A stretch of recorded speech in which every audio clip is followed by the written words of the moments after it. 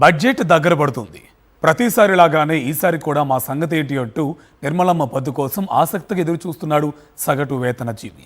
గత బడ్జెట్లో ఊహించని విధంగా కొత్త పన్ను విధానాన్ని ఆకర్షణీయంగా మార్చేసిన కేంద్రం ఈసారి పూర్తిగా పాత పన్ను విధానాన్ని తొలగించే దిశగా అడుగులు వేస్తున్నట్టు సమాచారం. ప్రస్తుతం ఆదాయ పన్ను చెల్లించే వారికి రెండు రకాల పన్ను విధానాలు అందుబాటులో ఉన్నాయి. పాత పన్ను, కొత్త పన్ను విధానంలో ఐటీ రిటర్నులు దాఖలు చేయొచ్చు. పాత పన్ను విధానంలో అనేక రకాల మినహాయింపులు ఉన్నాయి. ఇంటి రుణం, దానిపై చెల్లించే వడ్డీ, పొదుపు, పిల్లల చదువులు, ఇలా పలు రకాల రిబేట్లున్నాయి. ఎలాంటి సేవింగ్స్ లేని వారికి కొత్త పన్ను విధానం ప్రయోజనకరంగా ఉంది. అయితే పాత పన్ను విధానంలో పలు రకాల మినహాయింపులు ఉండడంతో మదింపు కష్టంగా ఉందని కేంద్రం భావిస్తోంది. నిపుణుల సలహాలు లేకుండా ట్యాక్స్ ఫైల్ చేయటం కూడా ఇబ్బందికరంగా మారింది. దీంతో సులభంగా ఉండేలా 2020లో కొత్త పన్ను విధానాన్ని తీసుకొచ్చిన కేంద్రం తర్వాత దానిలో మార్పులు చేస్తూ వచ్చింది. గత బడ్జెట్లో కొత్త పన్ను విధానాన్ని ఆకర్షణీయంగా మార్చేసింది. 12 లక్షల వరకు ఆదాయపు పన్ను మినహాయింపు అంటూ ప్రకటించింది. దానికి కొనసాగింపుగా ఈసారి బడ్జెట్లో మరిన్ని చర్యలు ఉండే అవకాశాలు కనిపిస్తున్నాయి. ఇందులో భాగంగా పాత పన్ను విధానాన్ని పూర్తిగా ఎత్తివేసే ఆలోచనలో కూడా ఉన్నట్లు చెప్తున్నారు.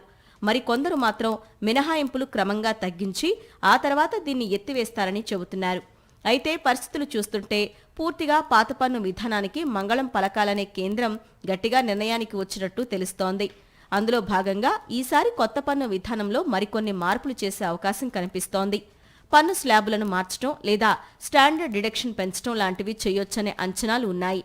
గతంలో కార్పొరేట్ కంపెనీలకు కూడా 2 పన్ను విధానాలు తీసుకొచ్చి తర్వాత ఒకదానికే పరిమితం చేశారు. ఇప్పటికే కొత్త పన్ను విధానాన్ని డిఫాల్ట్ చేశారు. అంటే ప్రత్యేకంగా ఎంచుకోకపోతే కొత్త పన్ను విధానానికి మారిపోతారు.